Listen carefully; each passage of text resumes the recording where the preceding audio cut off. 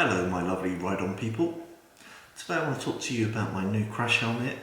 It is the Shoei Neotec 2 in the Splicer 2019 TC2 colour, blue predominantly, and also it's built in SRL Intercom. Now this isn't going to be a technical review, so if you really want to understand how the intercom works or how to pair it, say with your TFT on your bike, or set it up with your iPhone and all the rest of it, there's other videos out there explaining that. All I'm going to do is just give you some brief thoughts on the new helmet and what I like, don't like, and the same with the intercom. So this is the new helmet. Very, very pretty. I've received a lot of compliments on its looks, and I have to say I really do like it. I particularly like this kind of lightning blue with matte black finish on the back. It really is quite stunning, and I'm pretty pleased with it overall. Now, there's a couple of things that I don't like about the helmet, and I'll get those out of the way first because the rest of it really is very, very good. So the first thing I'm not so keen on is this here. It's a little bit short. They could have been a little bit more generous, just give you another inch or so of fabric there. It just means that when you go to put in your steel connector there, it would just fit that a little bit easier. I just think they could have given you another half an inch, you know, when you've got your gloves on particularly, but even without your gloves, just trying to get your fingers in there and trying to get your hands around that to lock that up. But really, no big deal to live with, but it just would be nice if they were a little bit more generous with the fabric. Okay, hopefully the camera is picking up where the pin lock is inside the visor. It's just running around here basically. And with other helmets I've had, the pin lock seems to run much further back, and that's much better because I find that this interferes slightly with your peripheral vision. And so that's more of a problem when you're joining a freeway and you're looking over your shoulder and you're trying to see that there's not a car coming up fast on you. Sometimes this can kind of get in the way of your vision. It's something you get used to, something you kind of, you crank your head a little bit further round than you did before, and after a while you don't really notice it, but initially that kind of annoyed me, and that was kind of like the worst thing about the new helmet. So what do I love about it? Well, quite a lot actually. I don't find it's too heavy to wear on my head. It's not quite as light as my old Klein modular helmet, but the Klein modular helmet was very, very noisy, and I don't feel it was anywhere near the build quality of the new Shoei. Once you get used to where this button is and feeling how it operates, it's very easy just to pull down and lift up the chin bar. It has a really nice chin vent. Just pull it down, and it's quite wide. Just push it back up again, gloved hands on, no problem whatsoever. The airflow vents on the top of the head are a little bit more fiddly, but once you get used to it again, just you'll need 3 or 4 fingers push down, pull back to let the air flow through, or push it forward to shut. Again, once you're used to it, no real issue there. Okay, what else then? Well, on the side here, you've got the slider for the dark visor. So you pull it towards you, or pull it towards your chin I should say, is up, and you pull it to the back of your head for down. And works pretty well, works pretty smoothly.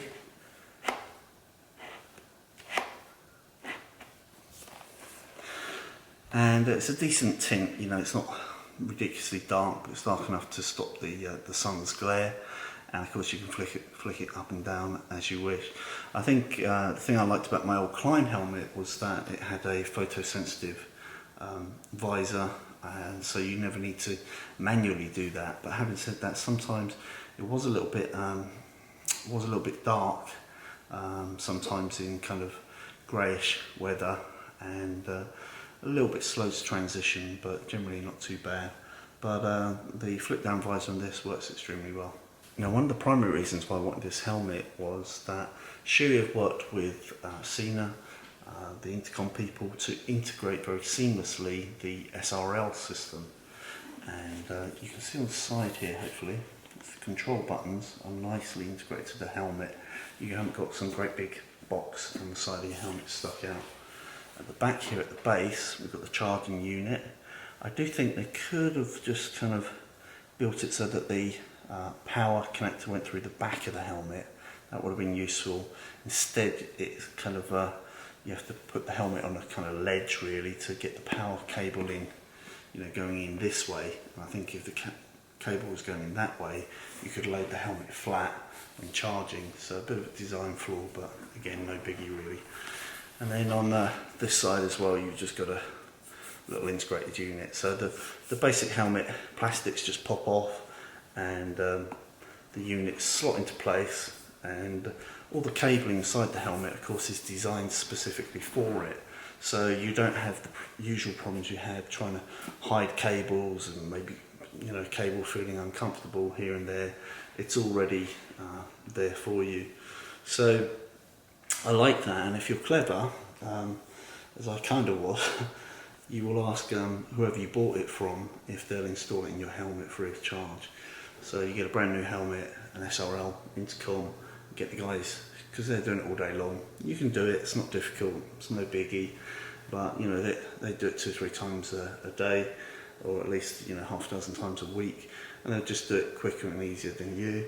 And while they're doing it, keep your cover on your visor, so you've got brand new visors, it does get scratched. Get your intercom in, take the wrapper off your visor, pop in the pin lock, and you are good to go. In terms of the intercom itself, very easy to use. You hold down the kind of centre and forward button. It's a bit fiddly to get used to it. Again, once you get used to it, you can do it with the glove hand, no problem. Turn it on and off. You get very clear audio through it, and you just hold it down to put it in pairing mode and pair with other people. Most of the riders I ride with have Sena intercoms, and it pairs with them pretty easily. And we find that the audio is perfectly good up to on private roads up to 80-85 miles an hour, no problem at all. It's very, very clear, and the range is pretty good as well. I don't know what the exact range is, but certainly if you're within half a mile or maybe even a mile of each other, you will stay connected, and as long as you kind of daisy chain, if you're riding in a big group like I generally do, as long as you daisy chain your connections, you should be able to hear each other pretty well. One of the guys I ride with has got a really old Sena system. I can still pair with him okay, I can still hear him, but the sound is much quieter, it's more muffled, and I have to say that must be down to older technology, because a couple of guys I ride with have this helmet and this intercom system, and it's crystal clear amongst us and very reliable connection.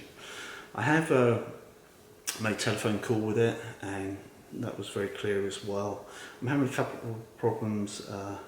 I think it's more just general configuration with my BMW at the moment to get audio from my GPS, but I think I might just kill the pairing and reconnect, and maybe that will solve the issue. But overall, really like the helmet, and I really like the intercom system. Helmet in graphics is about $800 for this particular one, and then the SRL plug-in intercom is about another $300. If you've got a friendly dealer, they might discount it a bit. I got this for $1,000 all in rather than $1,100, for instance, so I say 10% discount is about right. So what else can I tell you? Well, the observant amongst you will have noticed this and this. This is a little bit of Velcro, and that's for my inline connector for the GoPro. With the GoPro, what I did was I put it here where I wanted it, kind of at the base of the visor, and I taped it in place just with some tape across, and then I put the bracket arm on around to here, and this is the kind of perfect angle for it. So I stuck it in place, but what you'll notice is when it was stuck in place there was a big bit missing here. I don't know if the camera's going to pick that up very easily, but there we go. Hopefully that will show you. So it was not sitting flat, and what I did was I got some Sukuru moldable glue, and I just molded that into shape and let it set for 24 hours. And once it was set, you're good to go. Now, I've been on a ride out with this in place, and the Gopro Is Rock-Solid. I've got really good footage on the GoPro, really good audio, and it's really overall no issues whatsoever. The interior of the helmet is extremely comfortable.